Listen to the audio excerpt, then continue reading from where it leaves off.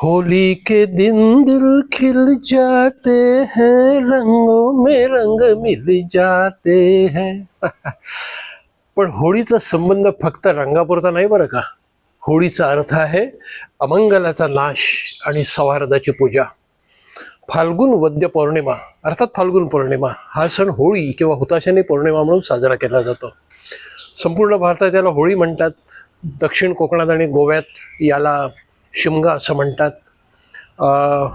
बंगालमध्ये याला चौली यात्रा म्हणतात.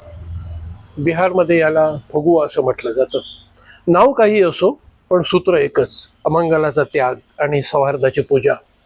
होळीला एक मध्ये खांब उभा करतात आणि त्याच्या बाजूला पानं, पालापाचोळा, काटक्या उभ्या केल्या जातात आणि होळी पेटवली जाते. हुताशनी पौर्णिमेच्या रात्री त्याला पुरणपोळीचा नैवेद्य केला जातो, त्याची पूजा केली जाते. आणि होळीत सगळं औदासिन्य, अमंगल, वाईट विचार हे त्यात जाळले जातात. दुश्मनी, शत्रुत्व जे काही आहे ती भावना. आणि होळीचा जो दुसरा दिवस असतो तो खरं म्हणजे धुळवड. त्या दिवशी रंग उधळले जातात, धुळीला वंदन केलं जातं. त्या दिवशी कोकणामध्ये पालख्या नाचवल्या जातात. देव पालखीत बसून भक्तांच्या भेटीला जातो. किती छान कल्पना आहे नाही. देव स्वतः भक्तांच्या भेटीला जातो. हे किती छान होळीची कल्पना आहे.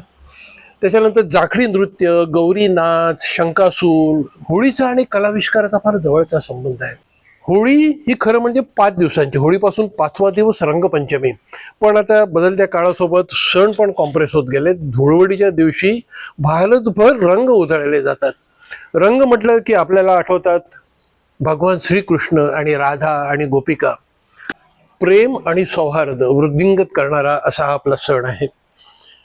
ता, ना, पी, ही, नी, पा, जा अशा 7 रंगांनी आपल्या आयुष्याचं महावस्त्र विणलेलं असतं. आणि यातला सगळ्यात मजबूत धागा कोणता असेल तर तो तुमच्या आमच्या स्नेहाचा, प्रेमाचा, आपल्या माणसांच्या आपुलकीचा. तर हे प्रेम या निमित्ताने वृद्धिंगत होत राहो अशी मी प्रार्थना करतो. मग माझा रंग कोणता?